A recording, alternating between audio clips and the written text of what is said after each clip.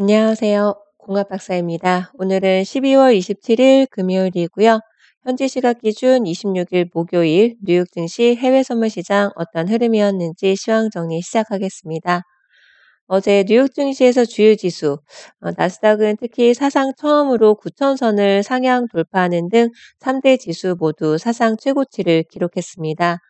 미중 무역 합의 낙관론이 유지되고 있는 가운데 트럼프 대통령은 지난 24일이었죠. 정상 간 서명 가능성을 언급했고 중국 정부 또한 최종 서명을 위해서 미국 측과 긴밀히 소통 중이다라고 밝히면서 투자 심리가 굉장히 활기찬 모습이었죠. 그로 인해서 증시 상승세가 지속되었던 것 같습니다. 특히 나스닥은 10거래일 연속으로 종가 사상 최고치를 경신하기도 했습니다. 어제 발표되었었던 실업보험 청구자 수가 전주보다 줄어들면서 12월 초에 급증했던 우려감을 좀 해소시키는 분위기였는데요. 이렇게 고용지표도 호조를 보였고 미국의 연말 소비도 증가하면서 증시에 탄력을 제공한 것으로 보여집니다. 트럼프 대통령은 아주 럭셔리한 곳에서 연말을 보내고 있던데요. 트윗을 통해서 연말 소비가 3.4% 늘었다라는 글을 게재하면서 미국의 탄탄한 경제 상황을 강조하기도 했습니다. 전자상거래 판매는 19% 가까이 급증하면서 사상 최고치를 다시 썼다고 하는데요. 아마존도 연말 쇼핑 시즌 매출이 사상 최고치를 기록했다라고 발표하면서 아마존 주가가 4.4% 이상 강한 상승으로 증시 흐름을 이끌어가는 데 일조하는 듯 보였습니다. 특별한 악재도 없는 만큼 증시가 최고치를 경신하면서 거침없는 랠리를 보여주고 있는데요. 남은 거래일 수도 활력 있는 흐름이 될 것으로 시장에서는 내다보고 있습니다. 다우지수는 0.37% 상승, S&P 500 지수는 0.51%, 기술주 중심의 나스닥 지수 0.78% 상승 마감했습니다. 한편 국제유가는 미국 석유협회에서 발표한 지난주 원유 재고가 시장 예상보다 더 큰 폭으로 줄어들면서 유가 상승에 좀 힘을 실어주었습니다. 가끔 제가 질문을 받았던 것 중에 하나인데요. 이 미국 석유협회에서 발표하는 원유 재고랑 이 에너지정보청에서 발표하는 거랑 뭐가 다르냐 이런 질문을 예전에 종종 받았었습니다. 우선 간단하게 말하자면 두 기관의 특정 방법의 차이가 있다라고 보시면 되는데요. 이 미국 석유협회 API는 민간 원유 재고 발표이고 자발적으로 제공되는 데이터를 기준으로 하고 있다라는 건데요. 이 EIA 미국의 에너지 정보청 정부 기관입니다. 그렇기 때문에 자발적인 것이 아닌 이 에너지 정보청에 보고해야 할 의무가 있다는 것이겠죠. 그래서 확실한 좀 재고를 알기 위해서는 이 에너지 정보청의 발표를 기다리게 되는 거고요. 그 수시간 전에 발표되는 미국 석유협회의 주간 통계 보고서를 미리 참고하게 되는 것이지요. 어쨌든 미국 석유협회의 원유 재고가 큰 폭으로 감소한 데다가 미국과 중국의 무역 합의 낙관론도 유지되면서 위험 자산에 전반적으로 투자 심리가 확대된 양상인 건데요. 거기다가 오펙과 주요 산유국들의 감산 규모 확대 결정이 꾸준히 유가를 지지하고 있는 것으로 보고 있습니다. 하지만 사우디아라비아와 쿠웨이트의 중립 유전지대에서 하루 평균 50만 배럴가량의 원유를 생산하게 될 것이다 라는 전망은 유가 상단을 제한한 요인이 되었던 것 같습니다. 어제는 크루드 오일 검증 영상을 공유 드렸는데요.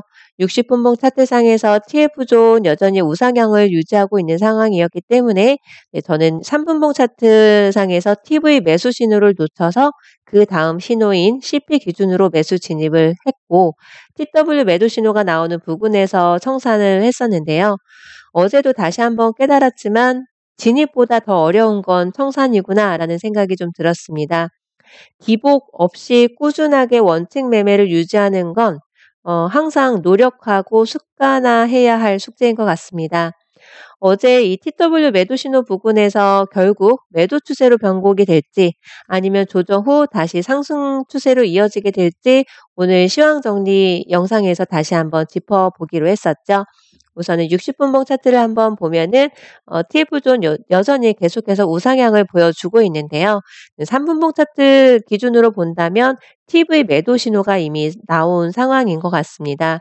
하지만 지금의 계속 꾸준히 매수 추세가 유지되고 있는 상황이기 때문에 만약에 TV 매도 진입을 했다면 뭐 30틱 단타 청산 구간 뭐 하는 경우도 있겠고 TV 매수 신호가 나오는지도 한 번쯤은 좀 점검이 필요할 수 있겠지요.